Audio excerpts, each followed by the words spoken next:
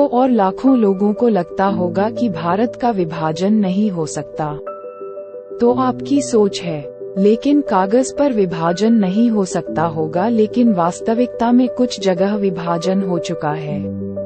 आप इसको ऐसे समझ सकते हैं, 1990 में कश्मीरी पंडित कश्मीर से निकाले गए, वो आज तक वापस अपने घर नहीं जा सके।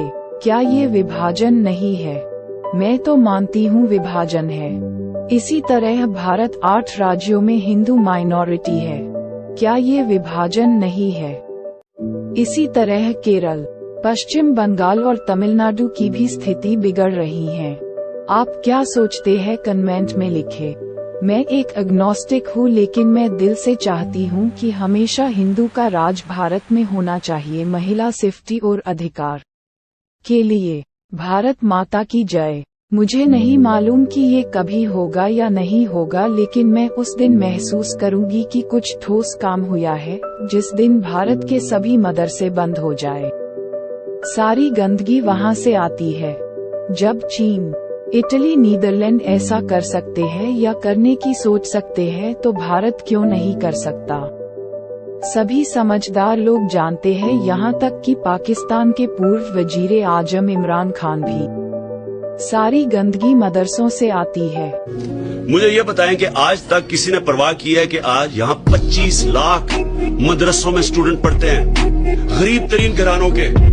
किसी ने पूछा है कि क्यों नहीं यहाँ मदरसों से कोई जनरल निकलता, जज निकलता, डॉक्टर निकलता, इंजीनियर निकलता? क्यों नहीं निकलते वो बेचारों को? क्योंकि वो गरीब घरानों के बच्चे हैं। 8 लाख सिर्फ इंग्लिश मीडियम स्कूलों में बच्चे हैं, सारा कुछ इंग्लिश मीडियम के लिए, नौकरियां, CSP, सारी जॉब।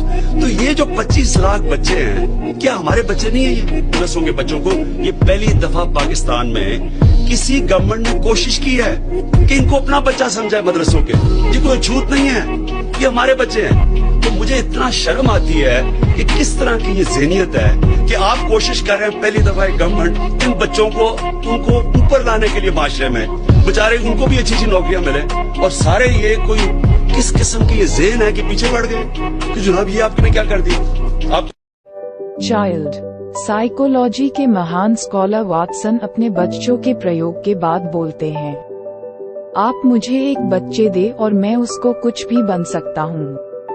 बच्चे बिल्कुल कोरा कागज होते हैं, इसलिए मदरसा की कोई जरूरत नहीं है। कि क्या ये जो दहशतगर्दी है इसका सबब क्या है और इससे हम कैसे निजात हासिल कर सकते हैं? ये जो दहशतगर्दी इस वक्त मुसलमानों की तरफ से हो रही है, इसका सबब वो मजहबी फ़िक्र और रिलीजियस थॉट है जो मुसलमानों के मदरसों में पढ़ाया जा रहा है, जो उनकी सियासी तहरीकों में सिखाया जा रहा है। इसका बायस ये है, और इसमें 4 चीज़ें हर मदरसा पढ़ाता है, हर मजहबी मुफक्किर सिखाता है। वो आपके सामने ना सिखाए तो बहरहाल लाजमन सिखाता है। वो 4 चीज़ें क्या हैं वो सुन लीजिए। पहली चीज़ ये है कि दुनिया में अगर कहीं शिर्क होगा या किसी जगह कुफ्र होगा या इर्तदाद होगा, एपोस्टेसी, यानी कोई शख्स इस्लाम छोड़ देगा, तो उसकी सज़ा मौत है, और ये सज़ा हमें नाफिज करने का हक़ है। पहली बात। दूसरी बात ये सिखाई जाती है कि दुनिया में गैर मुस्लिम सिर्फ महकूम होने के लिए पैदा किए गए हैं। मुसलमानों के सिवा किसी को दुनिया पर हुकूमत का हक़ नहीं है। गैर मुस्लिमों की हर हुकूमत एक नाजायज़ हुकूमत है। जब हमारे पास ताकत होगी हम उसको उलट देंगे।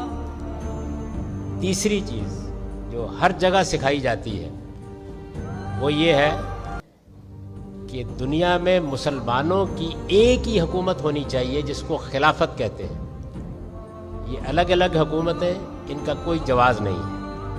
और चौथी बात ये कि जदीद नेशन स्टेट, ये जो कौमी रियासत है, ये एक कुफ्र है जिसकी इस्लाम में कोई गुंजाइश नहीं है। ये 4 बातें हमारे मजहबी फ़िक्र की बुनियाद हैं। मुझे ये बताइए कि अगर ये आपको सिखा दी जाए तो आप क्या करें?